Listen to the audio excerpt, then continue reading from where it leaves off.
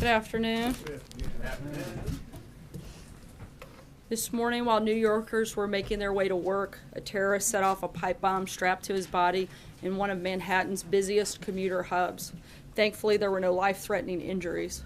Undercover Port Authority Police Department officer Jack Collins apprehended the terrorist along with several other officers.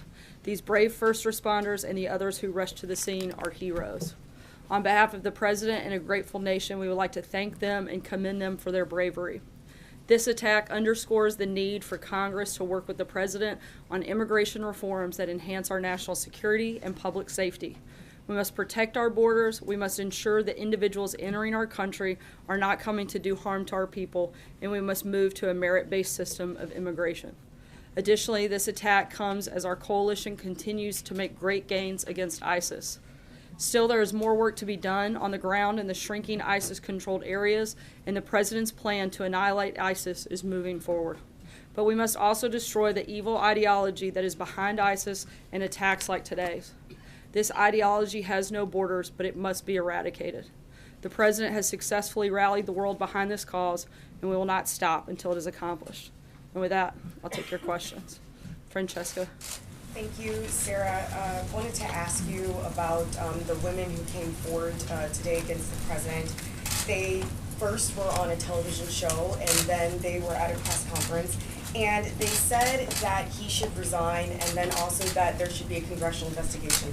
And I know that you said that this has already been litigated in the last election, but I wanted to get your specific reaction to this idea that there should be a congressional investigation into this. Look, the president has addressed these accusations directly and denied all of these allegations, and this took place long before he was elected to be president, and the people of this country had a decisive election, supported President Trump, and we feel like these allegations have been answered through that process. Kristen. Sarah, thank you. I want to follow up on that. First, a little bit of breaking news we just learned about. The Pentagon apparently will now allow transgender people to enlist in the military beginning January 1st. Your reaction to that and any follow-up action you're going to take? Yeah, as of right now, they're simply complying with a court order and preparing to implement a previous policy to remain in compliance. The Department of Justice is currently reviewing the legal options to ensure that the President's directive can be implemented. And for anything further and any specifics on both of those matters, I'd refer you to the Department of Defense and the Department of Justice. Okay, one follow-up very quickly on friendship. Just very quickly, Sarah. Sorry, Kristen. Can I just ask you about Nikki Haley's comments saying that the President deserves to be heard? I'll pick that up. She's going to pick it up for you today.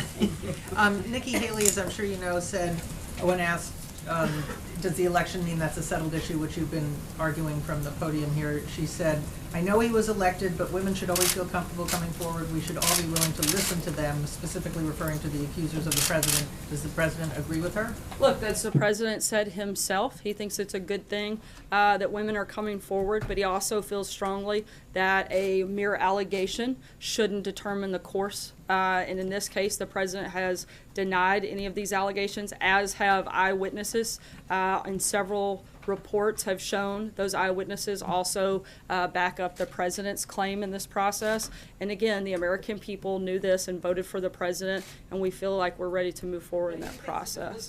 The women who accused him are coming forward now again? The president has said that it's a good thing for women to be able to feel comfortable in coming forward, generally speaking. Jacqueline. I just want to go off of that, Sarah, but the president told Howard Stern in 2005 that he had walked into a teen beauty pageant dressing room where he said that teen contestants had no clothes on because he could sort of get away with things like that. Is that not an admission of sexual harassment? Look, the president's spoken about this directly. I don't have anything further to add on the process. Charlie, we're going to do one question today, guys, so move around. Two ISIS attacks in New York City, or ISIS-inspired attacks in New York City, and just recently, is the president concerned that there is a growing threat against people inspired by ISIS who have been radicalized online? I think that the president is certainly concerned that Congress, particularly Democrats, have failed to take action in some places where we feel we could have prevented this. Specifically, the president's policy has called for an end to chain migration, and if that had been in place, that would have prevented this individual from coming to the United States. So the president is aggressively going to continue to push forth responsible immigration reform, and ending chain migration would certainly be a part of that process. Matthew. Thanks, Sarah. The president reacted quite angrily over the weekend to a Washington Post reporter's tweet about crowd size that was quickly deleted. I'm wondering if you can help explain the discrepancy between the president's reaction to incidents like this, which he calls fake news, and talks quite a bit about, and his silence on actual disinformation campaigns like Russia ran during the 2016 election to deliberately spread false information. So both his silence on that, and does he recognize the difference between these two?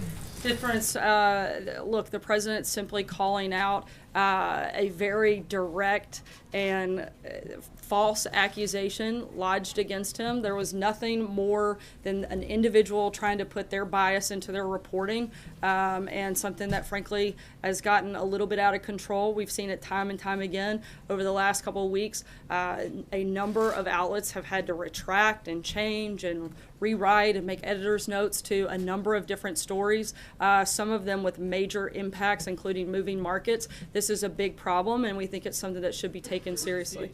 Jim? Reporters' mistakes and disinformation campaign by a foreign government. Does he see a distinction there? I haven't spoken with him about that, but certainly we would take any misinformation like that very seriously. But it's not something we're comparing the two on. Jim? And I would just say, Sarah, that journalists make honest mistakes, and that doesn't make them fake news. But the question that But I when have... journalists make honest mistakes, they should own up to them.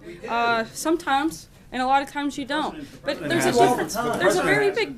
I'm sorry, I'm not finished. There's a very big difference between making honest mistakes and purposefully misleading the American people, something that happens regularly. You can't say, I'm not done. You cannot say, you cannot say that it's an honest mistake when you're purposely putting out information that you know to be false, or when you're taking information that hasn't been validated, that hasn't been offered any credibility, and that has been continually denied by a number of people, including people with direct knowledge of an instance. This is something that I'm speaking about the number of reports that have taken place over the last couple of weeks. I'm simply stating that there should be a certain level of responsibility in that process. This was not... Brian, I called on Jim. This is not the line of questioning that I was going down, but can you cite a specific story that you say is intentionally false, that was intentionally put out there to mislead the American people? Sure, the ABC report by Brian Ross, I think that was pretty misleading to the American people, and I think that it's very telling that that individual had to be suspended because of that reporting. I think that shows that the network took it seriously and recognized that it was a problem. Sarah, Jim? if I may, though, I was going to ask a question about something Well, else. you used it on something else. Jim? If I may... Sarah, I Not think it's... yet. I think We're it's- going to keep moving, guys. If I can ask about The the other president's accusations. I'm moving that to a have been different leveled Jim, against I'm him. sorry. I know, but I didn't get a chance to ask the question that I wanted to ask, which is, Jim. can you just say once and for all whether these Jim, I'm going to say once and accusations- for all that I'm moving on to Jim Stinson, and I'm not taking another question from you at this point. I was Sarah, a in question my about response investment- to your attacks on the investment VP, taxes. If that's okay, I would like to ask the question that I had about these accusations of misconduct against the president. You said that he's denied them. Can you say whether or not they are false? I'm not That's going all to I'm respond to asking. another You're question. not Go gonna- ahead, Jim. Some investors are saying the tax reform package favors mutual funds over individual investors. Other critics who want tax reform say the bill will cause some tax increases for a few middle-class tax filers. By a few, I mean maybe tens of thousands, but maybe more. Will the president sign the tax bill even if there are inadvertent tax increases and some of the criticisms are correct? As I've said many times before, our focus and our priorities are making sure that we provide middle-class tax relief and simplifying the code, bringing businesses back here to the U.S. We're going to continue pushing for that and continue working with Congress to make sure we get the best tax package possible. John? Thanks a lot, Sarah. Tomorrow there is a special Senate election in Alabama. Back on September the 23rd, the president went down to Huntsville, Alabama, campaigned alongside of Luther Strange, and since that time, he never went down. In the course of the campaign alongside the Republican nominee, Roy Moore. Was the president embarrassed in terms of campaigning alongside Roy Moore? Is that the reason why we didn't see him down there in Alabama? Look, the president has spoken directly about this race and who he supports and who he doesn't. Due to the legality of that, I'm not going to go any further and would refer you back to his past statements. April? Sarah, what is the disconnect as it relates to this White House when it comes to then candidate Trump bringing the accusers of Bill Clinton to the debate against Hillary Clinton, and now the accusers of Roy Moore making these accusations and his accusers? What's the disconnect here? Look, as the president said, he found the allegations troubling.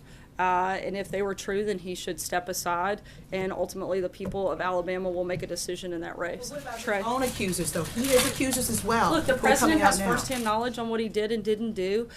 He can speak directly to those, and he has, and he's addressed them, and I don't have anything further to add. Trey? The American public about this, because this is spinning and it's focused on him now. And he's addressed it directly to the American But will people. he, it's Trey? coming up new and afresh, and more people are now speaking out. April, Will I'm this- going to keep moving. I understand, Sorry, I'm but trying to will the cover as many president of your address the colleagues nation today. on this? This is a huge issue, Sarah. I know, and there are a lot of big issues today. I'm trying to cover as many of them as possible by calling on a number of your colleagues, and I've called on Trey, and I'm going to Will the move to president him. come out and address this, please? Sarah, all you have to He do is say has, yes or no. April. I've already said, I've already addressed this. The president has addressed it. I don't have anything else to add. Trey. Thank you, Sarah. Today, the suspected terrorist in New York City was described as a Bangladeshi immigrant. Bangladesh is not on the president's travel ban list. Does today's attack change the way that President Trump is evaluating travel restrictions? Look, we do know, and the Department of Homeland Security has confirmed that the suspect was admitted to the United States after presenting a passport displaying an F-43 family immigrant visa in 2011. And so we know that the president's policy calls for an end to chain migration, which is what this individual came to the United States through. And if his policy had been in place, then that attacker would not have been allowed to come in the country. That's why the president has pushed for not one part of immigration policy, but a responsible and total immigration reform. And that's why we have to look at all sectors and do what we can to make sure we're doing everything within our power to protect the American people. Olivier? Thanks, Sarah. At the top of your remarks about ISIS, about the attack today in New York City, you talked about the need to destroy the ideology animating would-be attackers and actual attackers. What policy changes are required to do that? How do you defeat an ideology that's been attempted since 9/11 with really no great success? What are you doing differently? What can you do differently in order to do that? I think one of the best ways that we have moved forward is in a process where we're allowing the members of the Department of Defense to aggressively move forward in defeating ISIS, and in hopes annihilating a lot of that evil ideology through part of that process. We're going to continue pushing and continue looking for the best ways possible to make sure that we protect Americans. Jessica? Quick ones on Korea. Do you have an update on sanctions? Last week you said it would be coming in a number of days. And secondly, Victor Cha was just nominated to be the Republic of Korea ambassador. Do you have any comment? On the first part, we're working through a legal process, and again, hope to have details further on that. It's a little bit more complicated. Once we get through that, we'll be able to walk through a little bit more detailed on the reason for some of the delay. And on the other, I don't have any personnel announcements or comments on that at this time. Go ahead.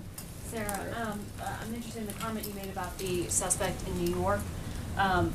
Does the White House has any proof that this suspect was radicalized outside of the United States? He's been a lawful permanent resident living here for some time. I can't get into any further details on that front at this point, but as we have them available, we'll be happy to let you know.